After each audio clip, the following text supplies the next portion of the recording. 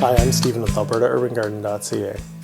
It's February, and in the Northern Hemisphere, the 2016 growing season is just around the corner. On part 2 of the Urban Gardening series, I will go through the tips and tricks I use to narrow down what I want to grow in my garden, and how I make sure the garden will produce as much organic food as possible. In part 1 of this series, we started by researching what you would like to grow in your 2016 garden.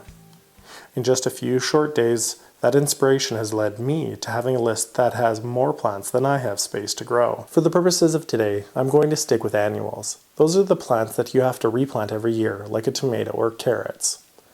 I have a separate list of perennials, however, they require different considerations and a lot more commitment. I hate being stuck inside all day, so why don't we go outside and do a little bit of our planning.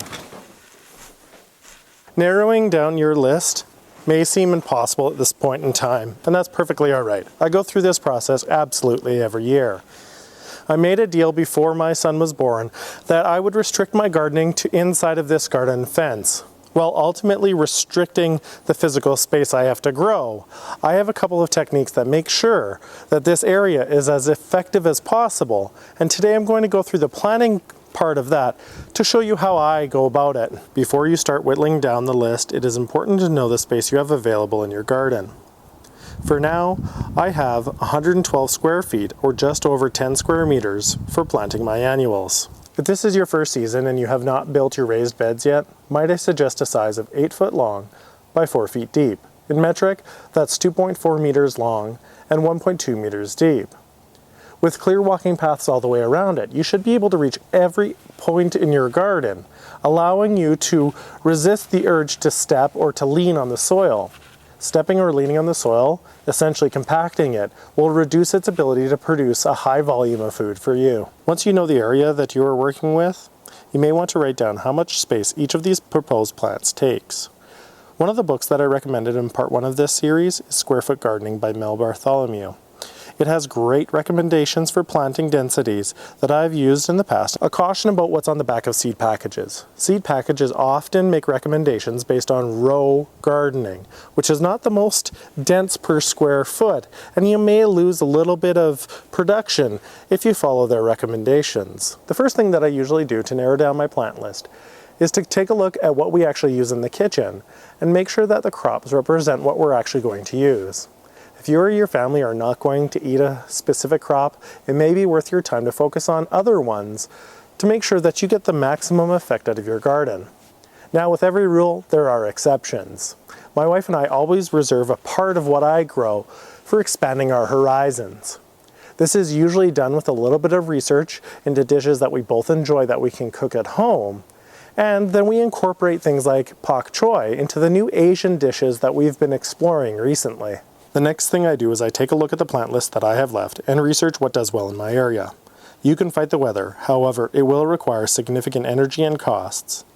And you're more likely to have a successful season if you don't. I very rarely grow crops that require a long season or hot weather, as I neither have a long season and very rarely the hot weather required. So instead of selecting a large watermelon variety, I'm going to grow things like leafy greens, root crops, and small-bodied fruits like tomatoes or peppers that generally do well in my short, intense season. In the spring and fall, I do extend my season. However, even my winter garden relies on crops that are already cold hardy, and I simply have to protect them a little bit longer. I don't try to extend my warm weather crops like tomatoes. Working with nature will definitely make the season a lot more enjoyable and increase what you are able to grow. The next way that I reduce my list is to again work with nature. Pests can cause a lot of damage, and by eating your crops can significantly reduce what you're able to harvest in your garden. I have a significant problem with cabbage moths and maggots, so last year I didn't plant any of the cabbage family in order to help starve them out. I will only be planting a few varieties of kale in my garden, so if the pests do find them and destroy them, I'm not losing a whole lot of production out of my garden. Actively managing pests can be very costly and take a lot of time. That's not to say in some cases I won't actively manage pests, however, I much prefer to rely on passive methods in order to help save my time and hard-earned money. This year, I'm going to try to reintroduce some kale on my deck in containers to see if that helps exclude those pests. I will also be interplanting a few with other non-related crops to see if this method can help disguise them. If this is your first year, learning to start seeds indoors might be a bit daunting. If you have access to a south-facing window or some grow lights, might I suggest starting with a few crops and expand from there once you get the basics down. Keeping the number of seedlings down that you start indoors will help you save money, especially if you don't have access to a south-facing window and have to invest in grow lights. Remember, if you're in the southern hemisphere, you're looking for a north-facing window. You can usually find out which crops need to be started indoors by looking at the planting schedule at the end of many gardening books or online. When I need some help, I do a Google search of planting schedule zone 3. I then look for a reputable source such as a university or well-established company. Focusing on starting a handful of crops that you are really excited about will help ease you into the science of indoor growing. If issues come up, the risk is somewhat lower than if you had loaded up on plants like I did. If there are warm weather crops that you still want, or if the ones that you have started didn't go so well, you can still pick up seedlings later in the season. About this time, I'm usually getting down to a list that would likely fit in my garden. And then my wife usually has, about this time of year, a fantastic suggestion that I focus on crops that would otherwise be very expensive to purchase, or we simply can't get it all but we enjoy. Although it is the off-season and fresh fruits and vegetables are more expensive, it is still useful to compare prices between crops. Even with the higher winter prices, when comparing crops against each other, you will get a good idea what will cost you more in the future. During the growing season, I'll often do the same thing at farmers markets to help guide my decisions for next year. If a fruit or vegetable that's still on my list is relatively cheap to purchase, I'll usually try to find one that's a little more expensive or not available to swap out. As I mentioned earlier, there's always exceptions to rules. If you have kids or their kids are going to frequent your garden, now is a great time to make sure that you have kid-friendly crops in easy reach, such as things like cherry tomatoes, carrots, and snap peas. This is especially important to me, as one of my biggest goals in gardening is to share some of my most cherished childhood memories with my son and teach him about where his food comes from. Now that you've narrowed down how many varieties you're going to grow in your garden, it's time to tally up how much space all of that takes.